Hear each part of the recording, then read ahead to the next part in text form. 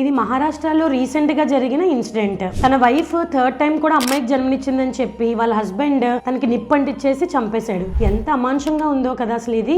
అసలు సైంటిఫిక్ గా మనం మాట్లాడుకుంటే సెక్స్ ఆఫ్ ద బేబీని డిటర్మైన్ చేసేది మేల్ పార్ట్నరే. ప్రతి ఒక్కరిలో 46 క్రోమోజోమ్స్ ఉంటాయి. అందులో ఒక పెయిర్ ఆఫ్ సెక్స్ క్రోమోజోమ్స్ ఉంటాయి.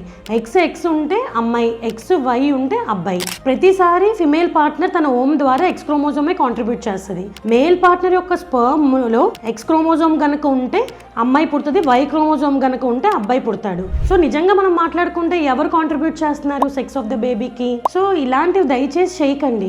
ఇప్పటికి డెలివరీ చేస్తాము, డెలివరీ టేబుల్ మీద ఏడుస్తూ ఉంటారు. సెకండ్ టైం కూడా అమ్మాయి పుడితే మాకు డెలివరీ చేసిన ఆనందం కూడా ఉండదు. ఏంటమ్మా చక్కగా డెలివరీ అయిపోయావు, నువ్వు బేబీ హెల్దీగా ఉన్నారు, నువ్వు హ్యాపీగా ఫీల్ అవ్వాలి అంటే, అరే మేడం మా ఇంట్లో వాళ్ళు మా రిలేటివ్స్ అసలు ఏమంటారో, ఇప్పుడు ఇద్దరు అమ్మాయిలని చెప్పి ఇప్పుడు చాలా బాధపడతా ఉంటారు. అసలు ఈ కాలంలో కూడా మనం అలా ఆలోచిస్తున్నామంటే మనం నిజంగా సిగ్గుపడాలి. Every birth is a celebration, every life బ్లెస్సింగే కదా. అమ్మాయి అయితే ఏంటి, అబ్బాయి అయితే ఏంటి, ఇది ఒకసారి అందరం మనం సీరియస్ గా ఆలోచించాల్సిన విషయం.